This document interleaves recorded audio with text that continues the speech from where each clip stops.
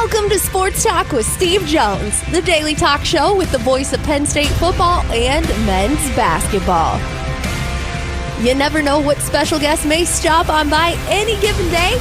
Now here's the man of the hour, Mr. Steve Jones. All right, great to have you with us on the show today. Coaching impatience, that's what you wanted to talk about today. Yes, because it seems like, especially in basketball and in soccer, there is a impatience for perfection. It's like, if you're not the single greatest coach that's ever coached in the sport right now, we don't want you. Start with the NBA. Frank Vogel, hired to be the Phoenix Suns head coach last year. They brought him in. They got rid of Monty Williams. He got this huge deal in Detroit for whatever the crazy number was, like 4 years, 80 or whatever. Like, okay, Frank Vogel comes in. He makes this team with 3 stars and no one else into a 12th best defense, I believe, in the NBA. They were projected to be 27th, way overplayed defensively compared to where they should have been. And they get bounced in the first round because they are not good enough. And who do they fire? They fire Vogel. They don't try and change the team around or think, it's almost like we brought in an aging all-star level caliber player who doesn't play because he's hurt every 10 seconds, and our other all-star guy who's one of the best players in the NBA is in and out of the lineup because he also gets hurt a lot. And then our other star who's ascending also gets hurt a lot. That's so interesting. And I guess they take up 98% of the cap, so I guess we have to sign minimum players around them. Wow, I'm so surprised that this isn't working, Steve. And he's fired after 1 year. A 5-year, huge money deal. Yeah. They outplay where they should have been. They were a terrible fourth quarter team because, spoiler, they don't have someone who's a point guard. And who would have thought having a point guard's big in the fourth quarter? And they just don't play well in the fourth. They lose like 30 games because of it. And they end up as the 8th seed or whatever it is, lose in the first round, get bounced. And they were like, yeah, let's fire the coach. It's just ridiculous. He's fired. Darvin Ham in LA let go. Where it's like, what are you doing? Like, he wasn't the problem here. The problem is your team's terrible. Your team around LeBron James and Anthony Davis is garbage. You've made terrible decisions across the board, and you let him go. And then you look at the teams that did not fire the coach, kept their faith in them, and it worked really well. I guess for the Lakers, making a Western Conference Finals in his first year wasn't good enough to keep him. I guess. Is he to blame for the Lakers blowing 20-point leads at halftime? 3 games? The only thing I can think of in terms of the ability to fire somebody is if there's a personality clash between the coaches and the players. Yes.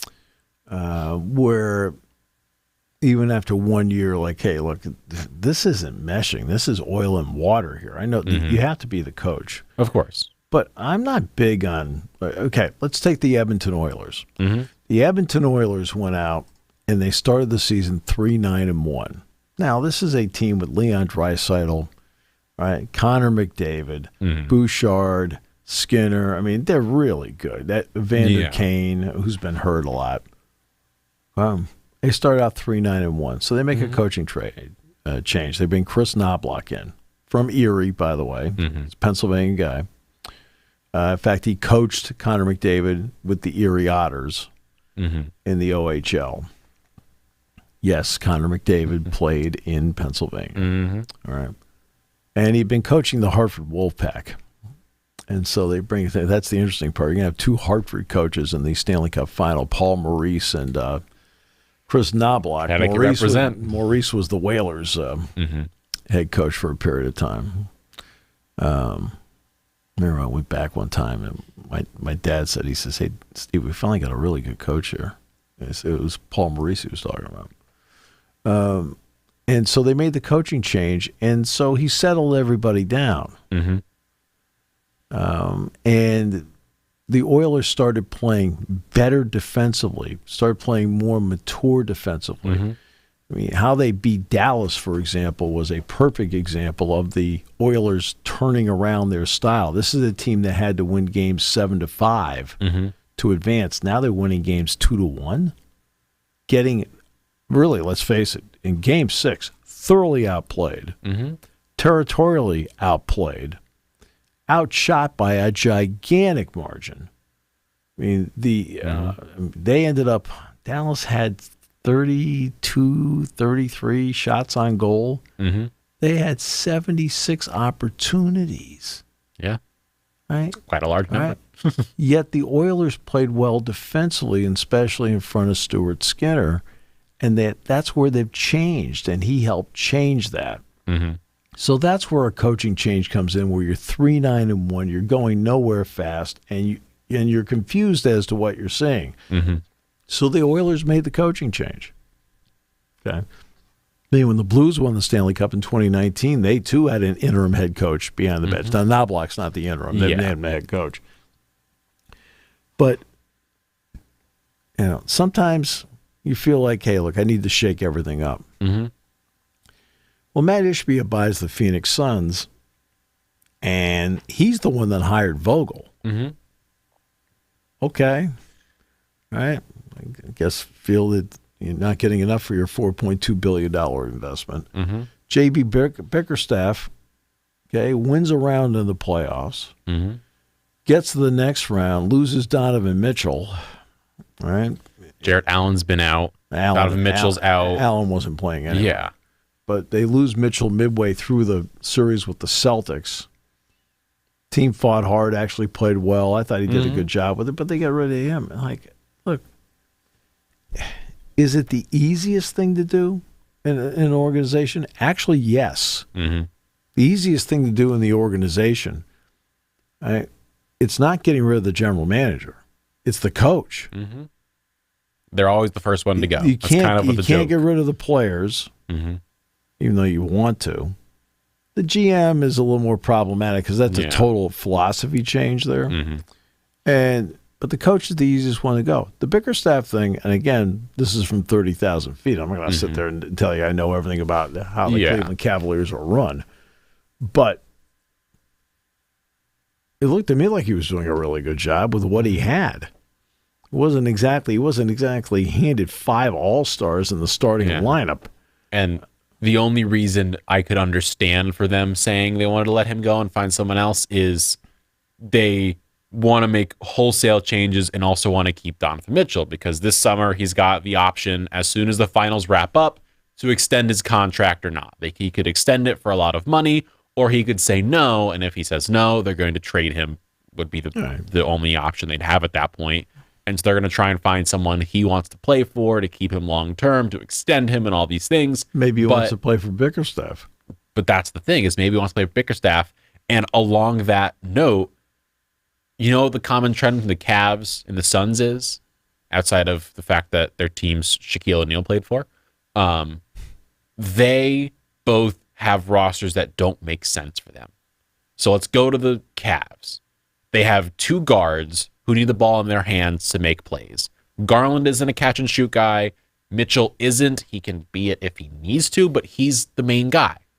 And then they have... Garland is halfway between being a star and just another guy. Yes. He's halfway. Yes. There are nights where he's just another guy, and there's some nights where he can give you a star performance. But he made the All-Star team, so we'll put him in that level. I know, whatever, but we'll put him there. That's really great. And then you've got Jarrett Allen and Evan Mobley, both guys who are pretty much the same, where they both are rim runners and shot blockers.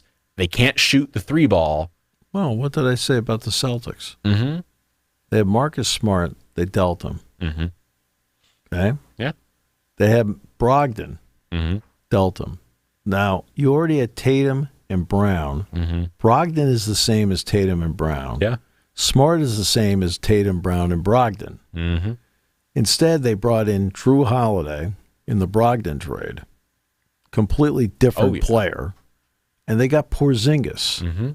An absolutely different player to go with Brown and Tatum. Yeah. So they kept the 2 core guys, and they changed up the look of the team and brought in different types of players And I give Brad Stevens a lot of credit. They were genius moves because he brought in different types of players to go with. And because before they had a lineup that had 5 of the same kind of guy out there.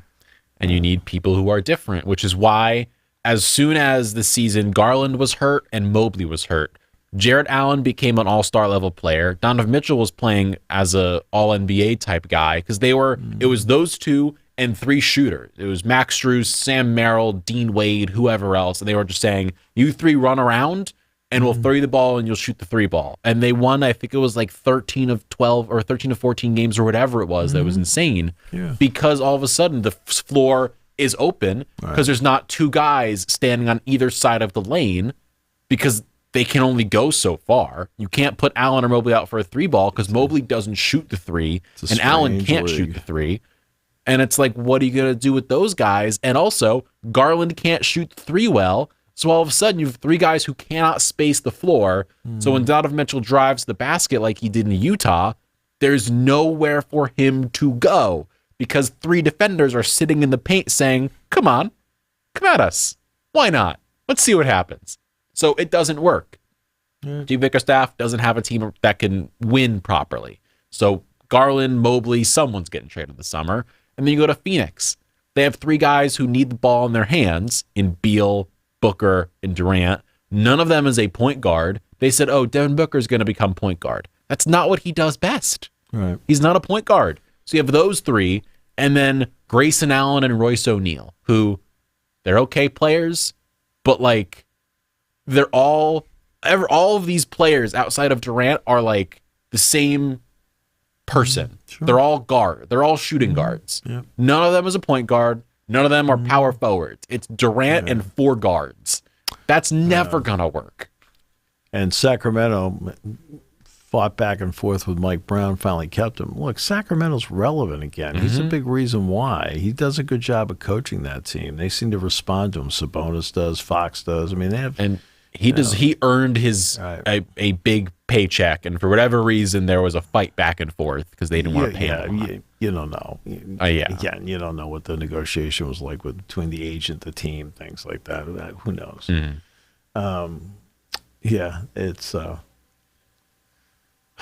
It's easy to get rid of the coach, and that's one of the quote easier things to do, to let America know you're doing something. Yeah. Like, we're doing something. You are? Yeah. Right.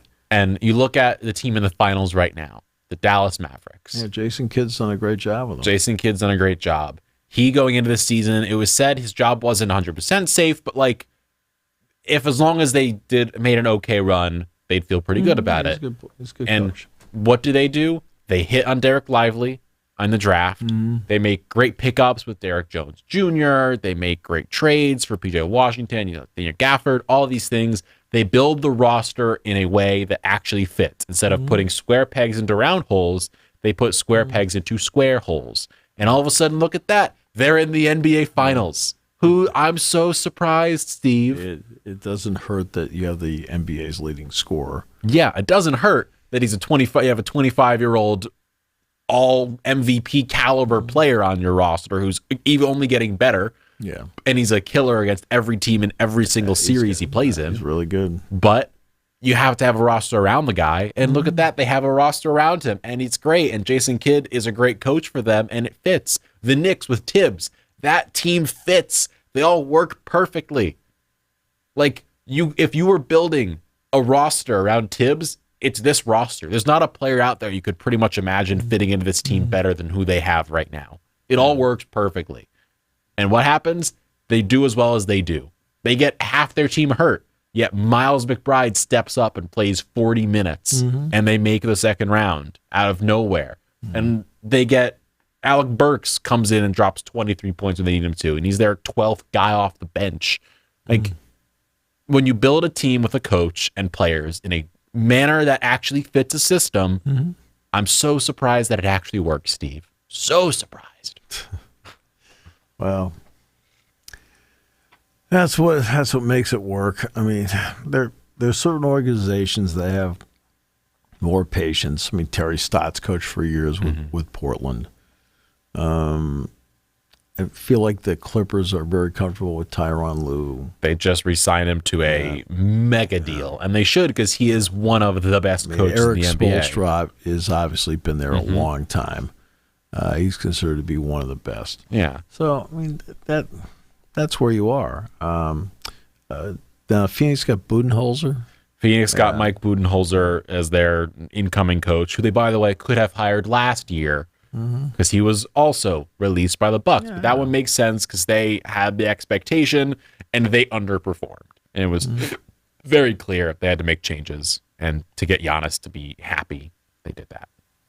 I know. And then they brought in someone who they literally got rid of, Adrian Griffin, 30 games into the season, brought in Doc Rivers, who, spoiler, didn't do well.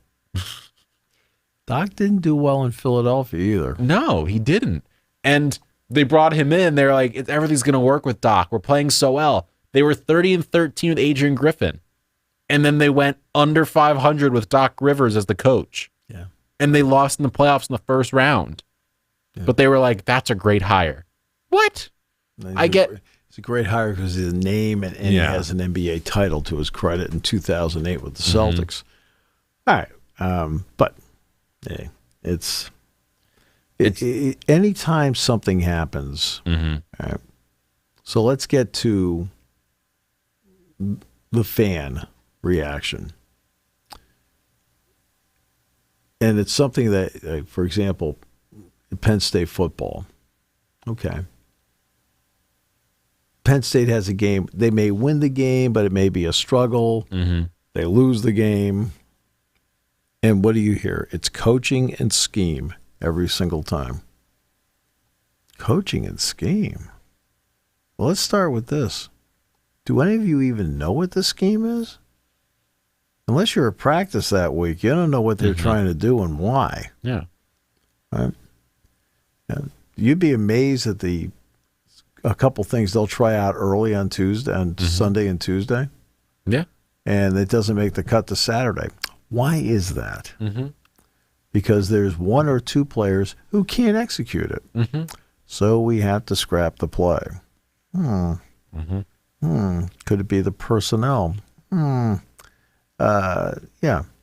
Now, during the course of a game, and I would talk to Brent Pry about this. And I said, hey, you guys called a really good game. And he'll say to me, Steve, there's two I wish I had back. They know. Yeah. They know. There are two that he says there are two I wish I had back. Yeah. They'll all Tom Allen would tell me that. Yeah. Right? Andy would tell me that. So it's always, again, it's the simple part. It's got to be the coaching. It's got to be the scheme. No. Now, are there coaching decisions maybe made during the day? You're like, okay, I'm not so sure why he did that. I'll go back to Kyle Shanahan in the Super Bowl. Not having a grasp on what the overtime rules were. Crazy. And not realizing that you should go on defense first. So you know what to do after that. I am forever baffled by that. Yeah. Because in college, that's been the norm all the time. Whenever you know that when you are guaranteed to have each team get a possession, you always go on defense first. Yeah. And they didn't do it.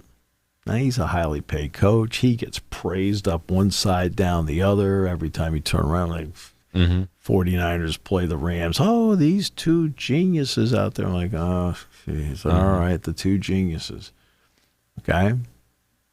One is 1-1 in the Super Bowl, which is, hey, he's won. The other one is over. Yeah. Okay. I mean, he's a good coach, but don't make it seem like he's the second coming of Tom Landry. He's not. Yeah. And at least not yet. And stuff like that happens. You know, you're entitled to have questions about it. Like, hey, whoa, wait a minute. What are you doing here? Yeah. I mean, the second they went on defense, the second they went on offense, I was like, what are they doing here? Right? I said, does he have anybody in his staff with a college background as to how to play this? I mean, they have a cast of thousands on the staff there. Mm-hmm. But again, you go back to the parking lot after a game. Oh, coaching in the scheme and coaching. It's like, I stand there and I don't say much. Mm-hmm. Number one, I'm tired. Fair. I'm just standing there like, here we go again. Mm-hmm. How can I quietly slip out of here and get out of here? Mm-hmm. It's time to go home. Yeah. Seriously, I mean, Yeah, I'll be standing there like going, look, I said, I did not come over here. Mm-hmm. Like this. That's the other part. I did not come over here to get abused. Mm-hmm. Right? Nope.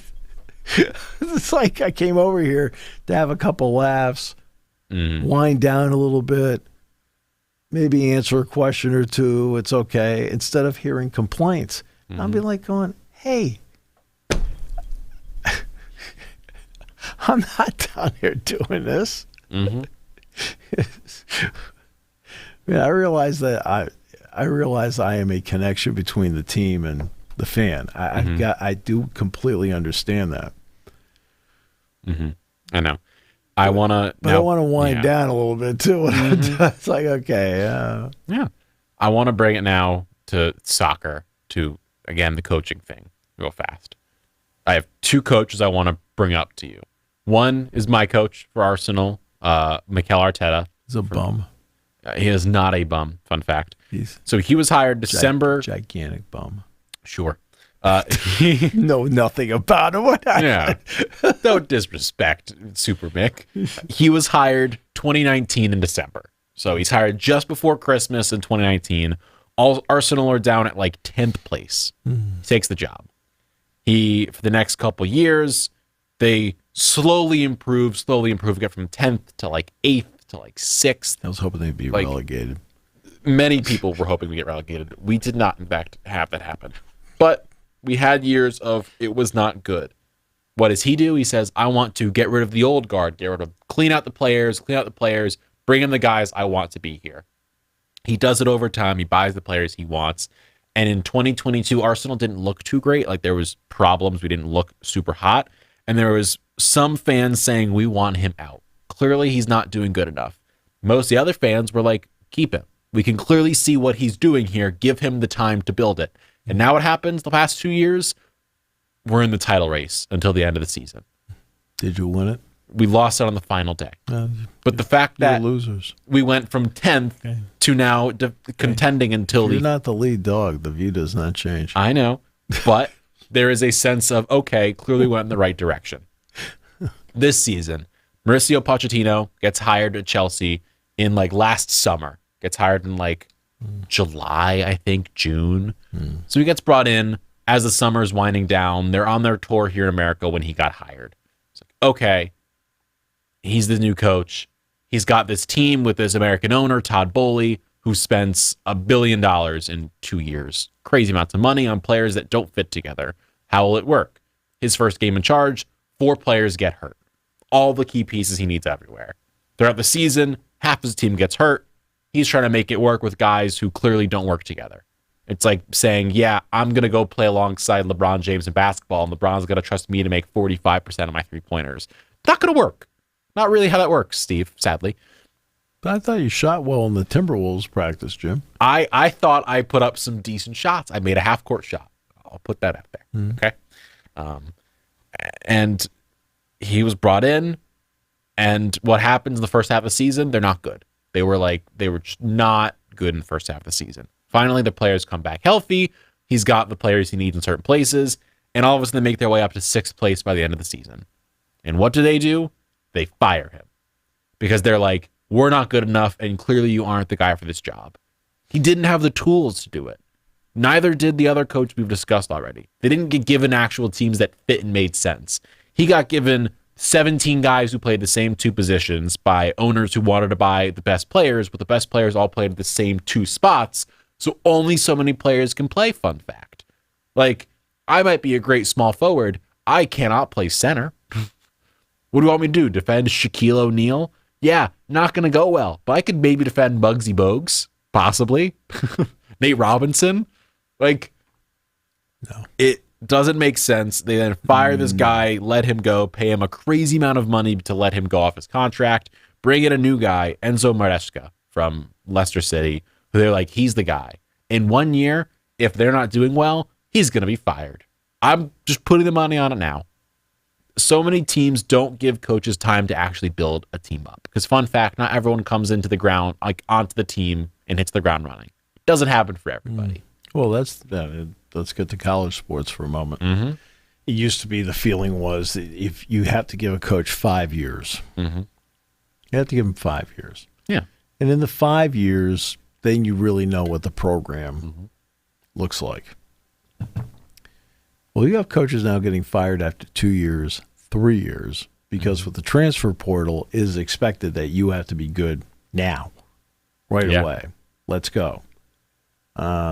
And that's the expectation. So coaches are getting 2 to 3 years now, even though they spend a good chunk of their time now fundraising around NIL. I mean, Mike Rhodes, let's see, James Franklin has another event in Scranton coming up. He's already done Philadelphia. I think James did New York. I know he has to do Los Angeles at some point. Mike has already done New York. He's got Scranton. He's got Camp Hill this week. And then it's not an NIL event, but he's speaking in Richmond, which he's, Jody's still down there. Jody and the kids are coming up next week, finally. Because, Porter's done with school, and now she's going to make the transition to Penn State, where she's going to play lacrosse here. But these guys want to coach.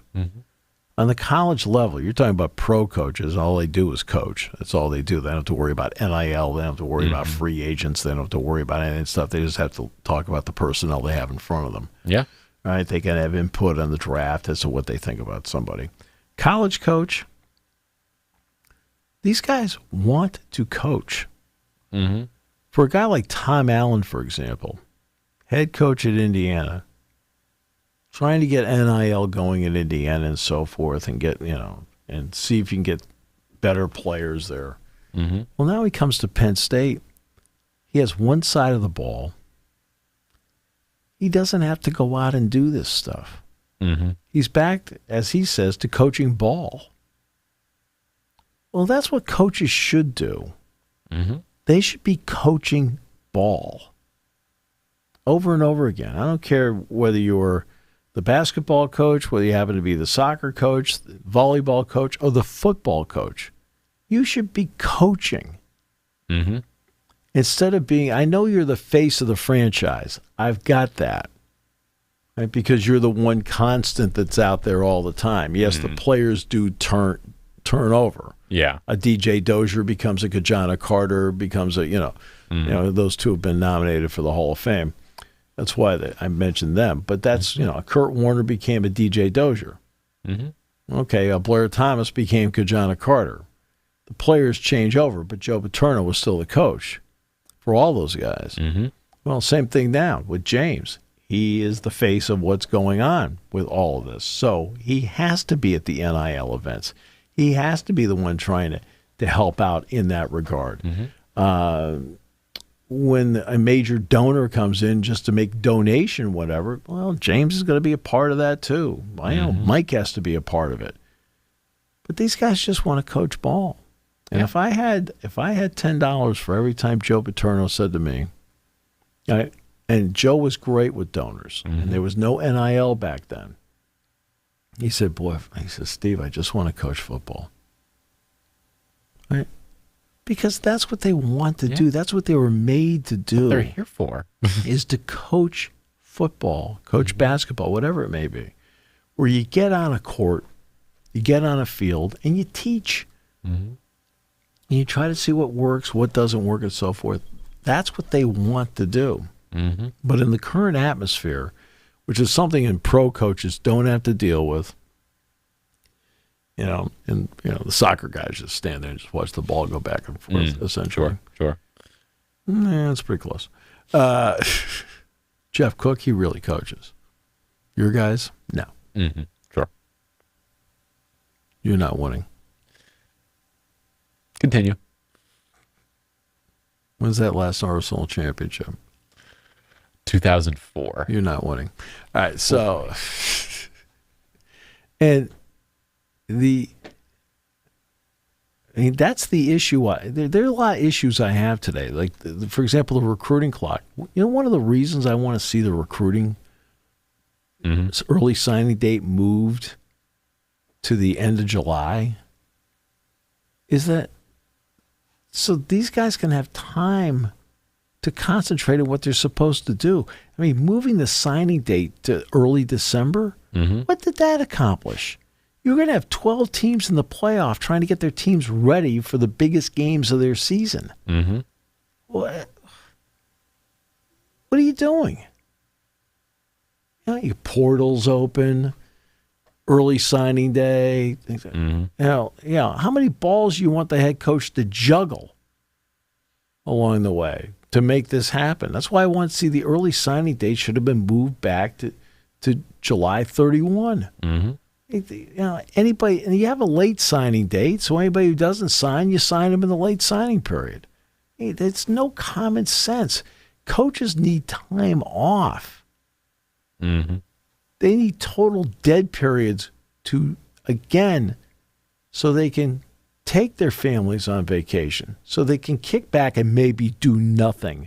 If they want to sit there and doodle at the beach about a couple of plays they want to run or something like that, because, you know, their mind is always going on in that direction because it's something they love to do.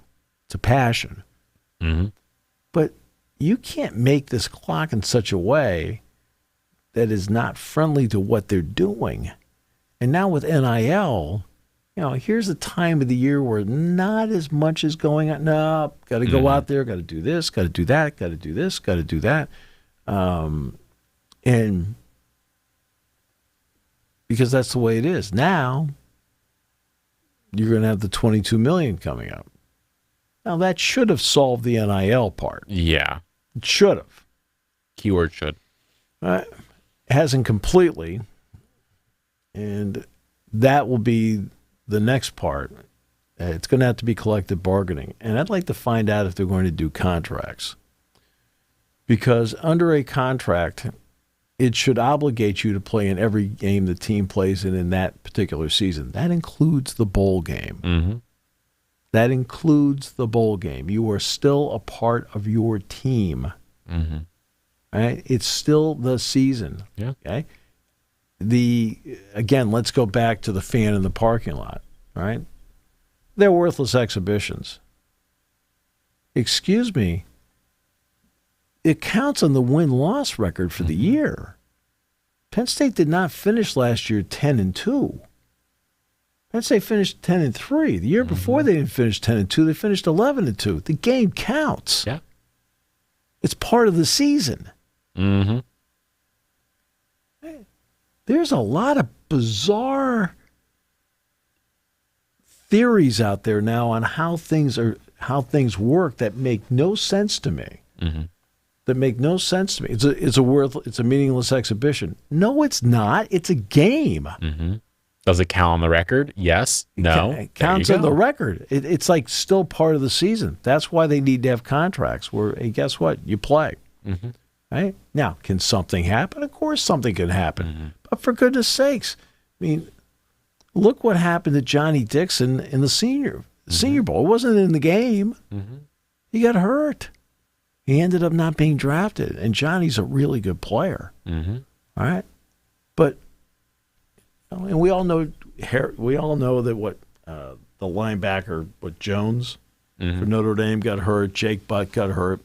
Most everybody else goes through the game. It's like a game. They're done. They're fine. Mm-hmm. Right? 99% of the players get through the bowl game, and they're okay. And spoiler, injuries happen all the time everywhere. Right? It could happen anywhere. You've had guys. It could happen in the combine. Yeah. It could happen. I'm doing my 40-yard dash. I pull up with a hamstring. Okay. It also could happen like outside of football, outside of sport. John Wall notoriously was recovering from a torn ACL. What does he do? He steps into his shower, slips slightly, is okay. tears his Achilles. Right. Things happen. A lot of stuff like that just happens. And so I would like to see contracts, right, where you can play in where they have to play in the bowl game because already you're getting money. You're getting money. Yeah. And the contract should state that you're not an employee of the university, but here's the list of benefits you're going to get. You're going to get a scholarship, so you don't have to pay that. You're going to get housing, so you don't have to pay that. You're going to get training tables, so you don't have to pay for that. You're going to get your books, you don't have to pay for that.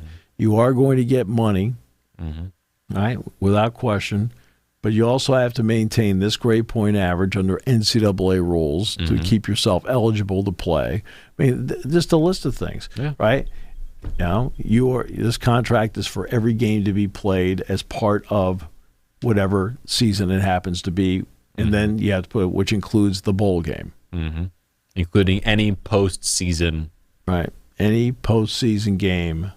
It could involve the 3 playoff games. It could involve a bowl game. Let me put it this way. The first guy that opts out of a playoff game is the first guy the NFL's looking at saying, I'm not drafting that day. At least in my organization, we are not drafting you. The biggest moment you leave? No, I don't think so. We don't need you. I don't care how talented you are. I can find other people that are talented that actually want to play. But that's, same thing. I'll never forget the first guy I remember to opt out of the NIT was a guard from Colorado. Can't recall his name. All right. And he opted out of the NIT to get ready for the NBA draft and never got drafted. Really? Now, am I saying the NIT is the biggest thing on the face of the earth? No, but you're playing games. And just like, and that's the next part. If I'm the NCAA, I'm looking over at right? I'm talking to teams like, hey, you get selected for the NIT. You need to go. Now, you also had that Fox tournament now, that 16-team tournament out in Las Vegas, so you do have that too. Yeah. But, but this is what coaches now deal with. And the coaching window is 3 and sometimes 2 years. And then people get totally impatient and you're done. You're gone. Right? And there's just so much from the outside that goes into every job. Yeah. I mean, your guy at Arsenal, he says coach soccer is fine. Well, moving away from coaching. He just like coaches soccer. Sure. Whatever you say.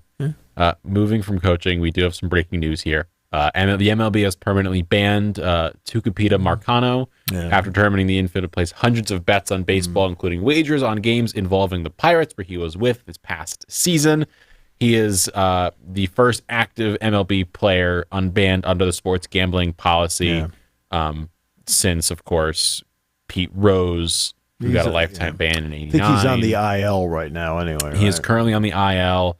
He's a member of the San Diego Padres. He is found to have placed 387 baseball bets, including 231 MLB-related wagers, and he only won 4.3% of those bets, which means out of 231 in the MLB, he won 10 total bets. So he is just like you at home, who is not great at sports betting. 25 of those bets did include the wagers on Pirates games, which he was on the team's major league roster for. However, he did not play in any of those games because he was on the IL following a season-ending knee injury. So he was injured, having treatment at PNC Park, and was betting on the Pirates games. I would like to know which way he bet on the Pirates. I would as well, because he also only won 10 of his MLB bets, which means even if he bet on the 10 he won, were out of 25 Pirates games, he bet wrong on 15 of them, which, again, high number. But he has now been banned. This also comes after Oakland Athletics pitcher Michael Kelly was declared ineligible for 1 year for betting on baseball while he was in the minors, and a couple other minor leaguers also were banned for 1 year due to similar things. MLB says it was tipped off about the betting activity by a legal sports betting operator. None of the players punished played in any games on which they wagered outside of Marcano himself. Right. And this also is coming around the whole Shohei Ohtani, Ippei Mizuhara thing that has kind of been in the MLB spotlight for the past few months. So the spotlight is right now really heavily on betting. Jonte Porter in the NBA just got banned for life for the same thing, for betting on games where he was a Raptors player. Like, there is a lot of coming down going on in sports. We've seen the NFL, now the MLB as well. Well, let's bottle it this way. When it does happen, it's a huge story. The reason it's a huge story is because it happened. Mm-hmm. Let's realize that the hundreds and hundreds of players that did not. Mm-hmm. Right, this is, to this point, one of the exceptions. How big are rosters currently? 40-man rosters usually? 40-man, but 26 are active. Okay. Well, let's say 40 out of how many MLB teams are there, Steve? 30, so it's 1,200 players. 1,200 players, one MLB player. One. All right. Same thing with the NFL. 53-man rosters, what, 7 were suspended last year? 7. 7. Right? 32 teams, 53 players. I mean, come on. Yeah. You're talking about about 1,700 players. NBA's 17 players, including 2 ways. Yep, which is 510 players. And you have one guy. One guy. So, yes, it happens. Yes, they've been caught. Mm-hmm. But is it an epidemic? No. Mm-hmm. It's 1 out of 510. Low number. Mm-hmm. But it's still a reminder every time it happens that it's possible it can happen. Mm-hmm. Now, I am not classifying myself as a smart person by any means. Oh. I don't know the exact rules on it. I know I've been begging Jason to make that same statement. Yeah. I know we talked about it when the Jameson Williams stuff happened last year in the NFL with how you can't be on a gambling site even in the building, even though you might be betting on, if you're in the MLB, the NBA, or another sports league. Right. I don't know what the rules are on that side of things. You can bet on other sports. Yeah, I think you can. You can bet on Ohio. If Jameson Williams could bet on Alabama or Ohio State football if you wanted to. Mm-hmm. You just can't bet in the NFL. It seems like there are a lot of players, or those that have been caught are the ones that are betting on their own sport and their own teams. And I get it. You like Jonte Porter, very clearly took himself out of games, and he had people bet the under on his minutes to try and win bets. And that was a whole part of it was he was manipulating the game to win. Who would bet on how many minutes he plays? That was the thing, is you can bet on stuff like that. I know you can, but who would? That's the thing. That's why he got caught. It's because people were like, "That's interesting." If you're betting on the over under on how many minutes some nondescript player is playing, because Jonte Porter, no offense, a nondescript player in the league, you do need the 800 number at the bottom. Yeah. You've got a problem. Mm-hmm. And you see stuff like that, or Marcano betting on his own team. And I just sit there and I'm like, why? He's betting on the Pirates. Yeah. Again, he needs the 800 number. I see stuff like this and I don't get it. I know gambling is a major issue. Okay. It's a whole... Remember, for an athlete, they're making more money now than they ever have in their lives. Mm-hmm. They have what they perceive to be disposable income. Mm-hmm. They actually have less income than they realize. Michael Irvin, remember when Irving Fryer got drafted by the Patriots? Mm-hmm. He bought 50 pairs of shoes, 100 suits, things like that. And then couldn't figure out later why he was bankrupt, because you can blow through the money like that. Cars, you can blow through the money like that. Mm-hmm. Right? And same thing with the gambling part. You can blow through the money like that. And I saw one person describing, we're talking about the interpreter for Shohei Ohtani. He fell behind. So he kept trying to make the big score to get back to even. He kept trying to make the big score to get back to even. He kept trying to make the big score to get back to even. And every time he tried to do it, he fell further behind. Mm-hmm. And that's why when you go to Las Vegas and you see the Wynn and you see the Bellagio, right? You see Caesar's Palace. And you say to yourself, God, those are magnificent buildings. Look how beautiful they are. That's because the house doesn't lose very often. The house always wins. It is literally a whole part of it. Yep. Because the house always ends on top. All right, Spoiler, they do. Let's go to the Sphere. The reason those places look so grand is because they make a lot of money. I know. So, and I know, as we said, it's 1 in 1,200 people who's doing this, but it just like, I don't get it. I really don't. They're young. I know. And it can be addictive. Mm-hmm. It can be addictive. And that's a big problem. Mm-hmm. I hope they get him help in terms of understanding gambling and the addiction it is. I hope he. Now, I mean, the other part too is a lot of these players are not the high-end players. You're not seeing LeBron. You're not seeing. No, you're seeing people who are lower on the pay scale, mm-hmm. and they think if I could do this, I can get a little more coin. Mm-hmm. I saw that in the NFL with the NFL suspensions. They're in the league. Mm-hmm. Now a guy like Jamison Williams is making. Was the big one. Yeah, he's still in his rookie contract. Mm-hmm. He doesn't have the second contract yet. So these are either lower end players or first contract players. Mm-hmm. And so they're looking to make a little bigger score out of it. I got it. Do some of them do it for the fun of it because they like the action? Maybe. Mm-hmm. Not sure about that. But I do laugh. There's still, of course, been wrangling over whether to put the mini casino in at Macy's at the Nittany Mall. And I had a couple people say to me,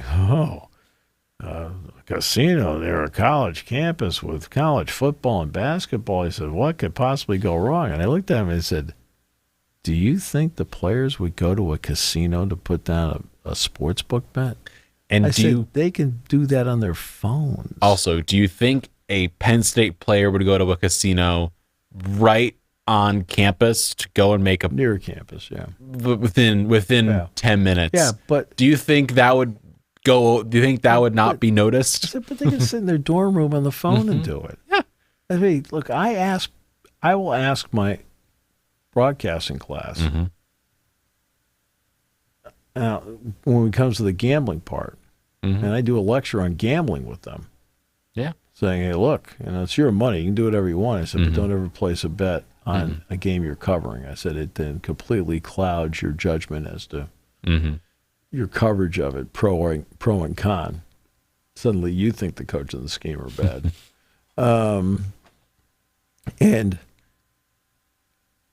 And I said, how many of you placed bets? I'd say 2/3 of the hands go up in the room. Mm-hmm. Now, these are 20, 21-year-old people. People that should not be gambling. Yeah. Okay? Should be stowing away whatever they can, as many mm-hmm. nuts to save for the winter as mm-hmm. possible, because they don't have a lot of money. And they're placing bets. And they hit one and they think they're good at it. Like, mm-hmm. they're not good at it. Yeah.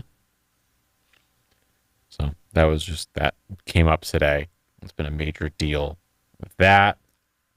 Also in the news, as things currently stand, CeeDee Lamb is sitting out of mini camps in Dallas. He wants a new contract, and they'll probably end up paying him a lot of money.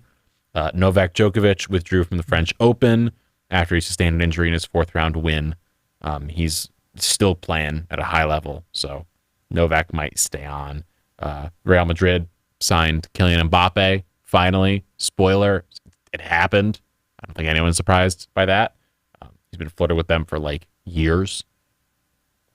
So it's been an interesting little while, baseball-wise. U.S. Open Golf Championship, by the way. They had mm-hmm. the qualifier yesterday. Mm-hmm. Across the country, there were several live golfers that attempted to qualify. Only 2 made it.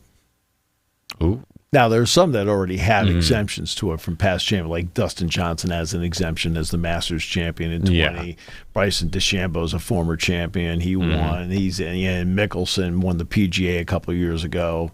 Right. So, yeah, there's certain guys that are already in. That are in from LIV that'll be playing in it. Brooks Koepka, for goodness sakes, is just won the PGA a year ago. So he's got an exemption for several years. Right. So that's okay. But there are other LIV players that had to try and qualify, and only 2 of them made it. Who didn't? Or do we know who didn't? Yeah, we know who did. I can't off the top of my head tell you who didn't make it. I know in the PGA Tour, Adam Scott did not make it. He was in the Springfield, Ohio qualifier. He did not make it. He had to go to extra holes and did not qualify. But that's failed to make it through qualifying. Sergio Garcia did not. Graham McDowell, Charles Schwartzel. There's a few other guys I do not recognize the names of, right, who also did not. Right. So, yeah. And, McDowell's a former U.S. Open champion, but his exemption ran out. I think your exemption for that is 10 years. And his ran out. Yeah. The whole thing. Because, spoiler, you still got to be good to golf at the highest level. So. Well, the qualifier's nerve-wracking. You get two rounds.